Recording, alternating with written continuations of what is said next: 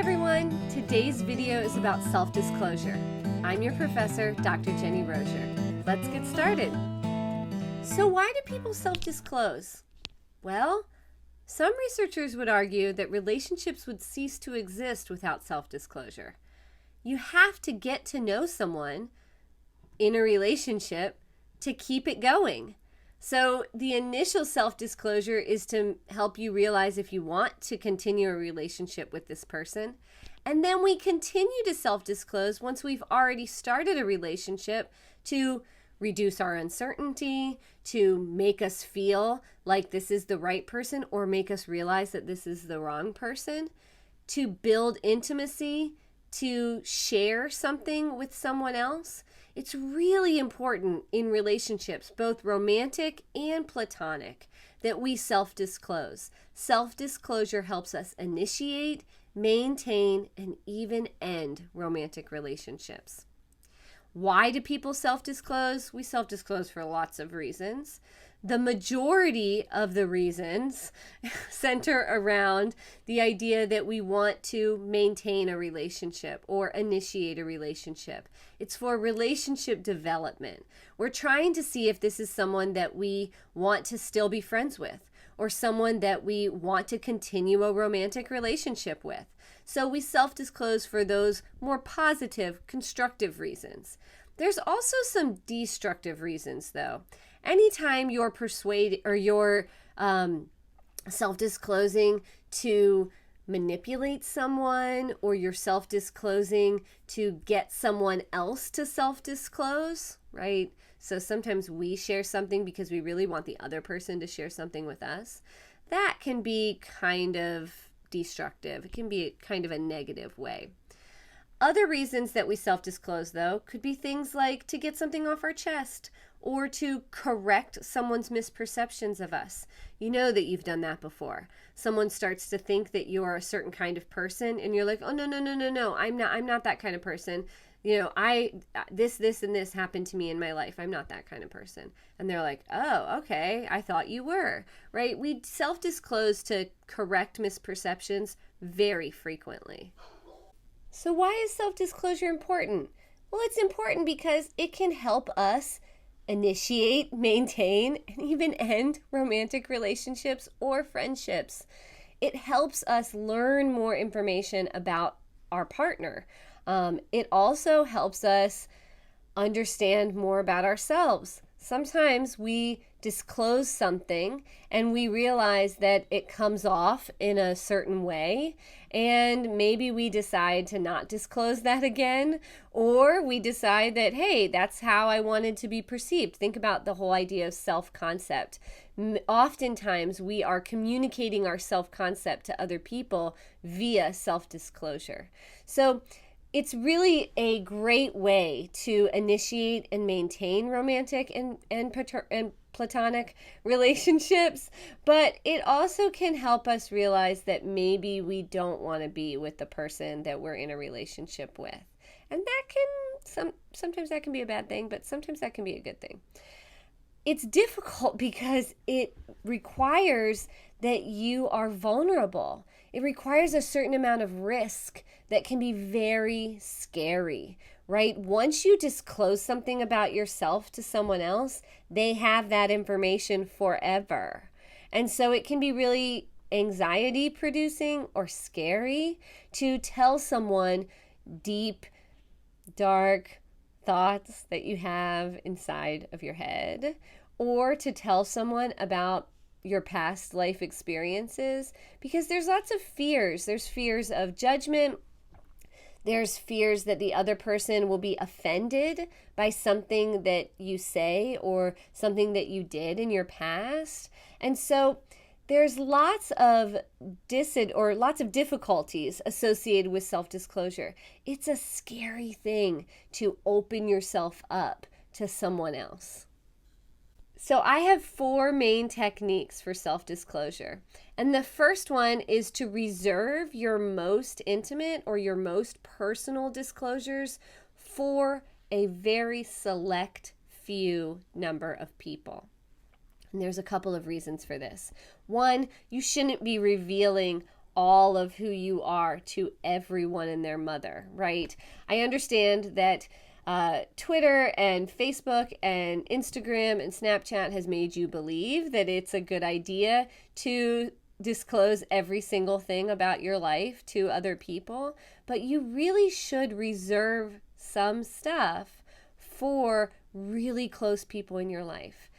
Think about if you got in a romantic relationship with someone and a couple of years go by and you start to really get to know that person on a extremely deep level.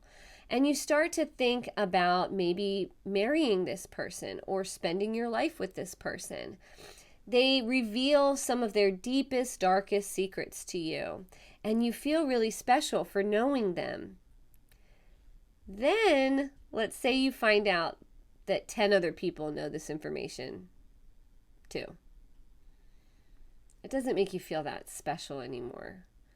So, it's not only important to keep some stuff to yourself and to keep some stuff, in the core, but you should really be very picky on who you reveal your whole self to. Because we want those significant people, especially the person we decide to spend our life with, to feel really special, to feel really privileged, to know stuff that other people don't know. All right, technique 2 is to make sure the disclosures that you are making in conversation are appropriate to the topic that you're talking about and fit the flow of the conversation. You guys know that you have had instances before where you guys are in a group of people, maybe a group of friends, and everybody's talking about stuff about themselves and self-disclosing, and maybe you're talking about things like your family, and then one person shares something that's super deep and it doesn't fit the flow of the conversation. It's a little awkward, right? You want to make sure that if your person that you're interacting with is disclosing at a certain level, that you also disclose at that same level. You can deepen the level, but you shouldn't dive into a 12-foot deep pool. It should be in small increments. I mean, that's how we get from talking about superficial things to talking about intimate things, but you should go, at a slower pace, which actually leads me to the next technique. Technique 3 is you should match the level and the amount of the other person's disclosure. So let's say you're talking to your new partner and your partner is disclosing at a certain level. You should also disclose at that same level. So they're talking about where they went to college. You talk about where you went to college. They're talking about how many siblings they have. You talk about how many siblings you have. You can go slowly deeper, more intimate, and that's okay. But you want to make sure that when you are in conversation that you are matching the level that the other person is interacting, is disclosing. And then you want to make sure that you're talking about the same amount of time. So you don't want your conversation partner to talk for a minute, self-disclosing stuff about their lives, and then you take the floor for 20 minutes. We don't want that. That's not a great way to engage in self-disclosure. Technique number 4 is to begin with safe, non-risky disclosures. So you're on that first date. You really should focus on more superficial things. It depends on how long that first date is though, right? If it's like a normal first date where you are out to dinner and maybe you go to a movie and then you go out for a drink and it's just like a couple of hours, I think that you really need to maintain a certain amount of superficial conversation. But sometimes those first dates last a little longer. Sometimes they last for hours and hours on end because they're just going so well. It's totally appropriate to move to more intimate topics as the day goes on. But you should always make sure you begin with safe, non-risky things. You don't start a conversation with someone new with, what was your childhood like growing up? What kind of trauma did you experience? that's kind of weird. So make sure you begin with really non-risky things that don't make you feel vulnerable, things that don't make you worry about judgment, things you would tell anybody. So as usual, there's always things that you should avoid. The first one goes with that last technique. You want to make sure that you don't disclose super intimate information really early on in a relationship. Save that super intimate stuff for later. You want to make sure that you don't force other people to self-disclose. So let's say you are at that stage where you're talking about more intimate things. If the other person doesn't want to self-disclose, you should not be forcing them. You want to make sure that you don't self-disclose in order to manipulate other people. It's really not okay to do that ever. So whether it's a friend or a family member or a romantic partner. And the last thing is you don't want to engage in intimate self-disclosure, like, I don't know, your sexual likes and dislikes in an inappropriate setting, like at Applebee's. Make sure that the intimate conversations are reserved for private situations where you guys can feel a lot more comfortable and confident to share information with one another without maybe other people hearing or judging or just being in the wrong setting. Well, that's a wrap. I'm Dr. Jennie Rosier, Associate Professor of Communication Studies at James Madison University. I'm also the director of the RLH Project. You can find me on Instagram at Relationships Love Happiness or on Facebook at /Relationships Love Happiness. Thanks for watching.